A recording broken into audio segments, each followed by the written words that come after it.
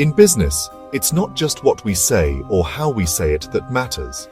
It's also the hidden psychological forces beneath every interaction.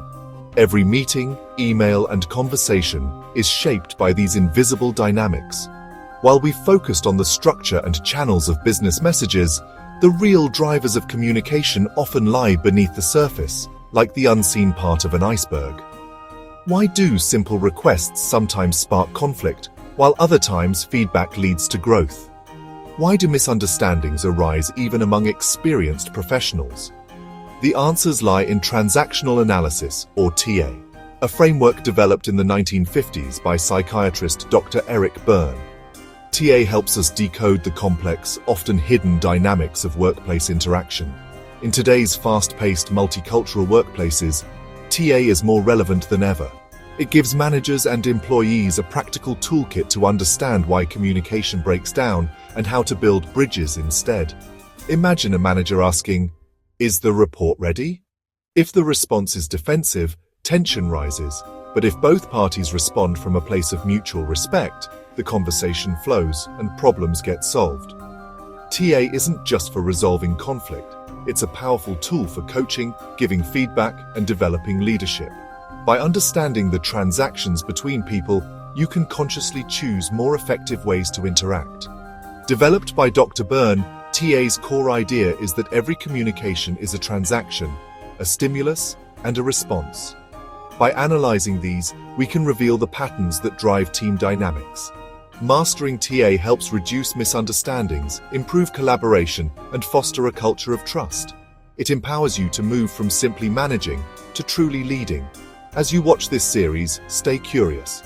Reflect on your own communication patterns. What might you discover about yourself and your team through the lens of transactional analysis? The cornerstone of TA is the parent-adult-child or PAC model. It posits that every personality has three distinct ego states. These are not abstract concepts, but real systems of thoughts, feelings, and behaviors. The parent ego state is a recording of the external world. It's the voice of authority, containing all the shoulds and how-tos we absorbed from influential figures. The child ego state is a recording of our internal world.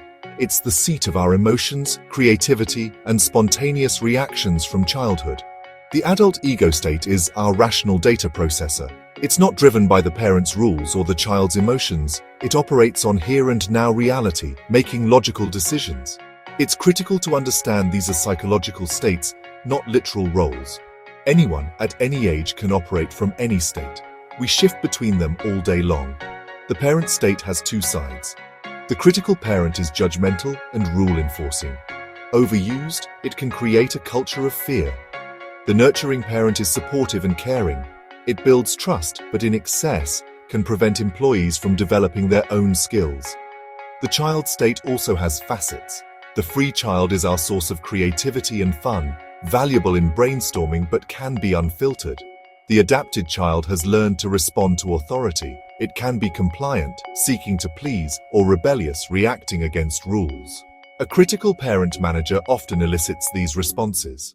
The adult ego state is the most effective for business. It's curious, rational, and non-judgmental. A key managerial skill is to recognize when you've shifted out of the adult and guide conversations back to it. The true power of TA is analyzing transactions. In a complementary transaction, the response comes from the ego state the sender intended to address. The lines of communication are parallel. What is the current status of the project? We are on track to meet the deadline. You need to be more careful with these reports. I'm sorry, I'll fix it right away. In both cases, the conversation is stable and can proceed without conflict because the response was expected. Communication breaks down in a crossed transaction.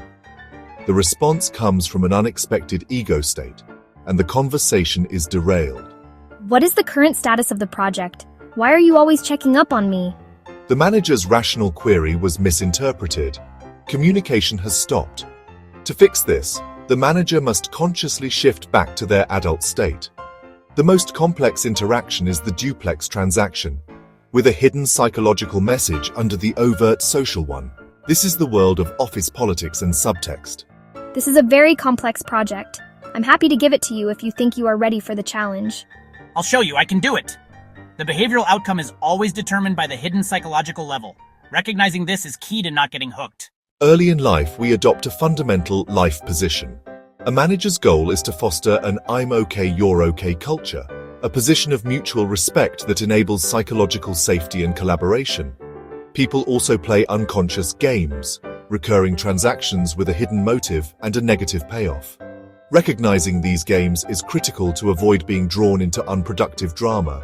Applying TA is a three-step process. First, diagnose the interaction. Identify the ego states in yourself and others. Is the transaction complementary, crossed, or a game?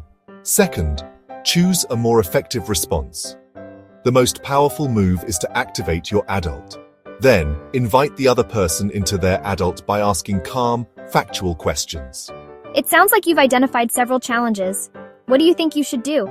Finally, foster an adult-to-adult culture. Model the behavior, reward it in others, and create safe structures like clear agendas to keep communication productive.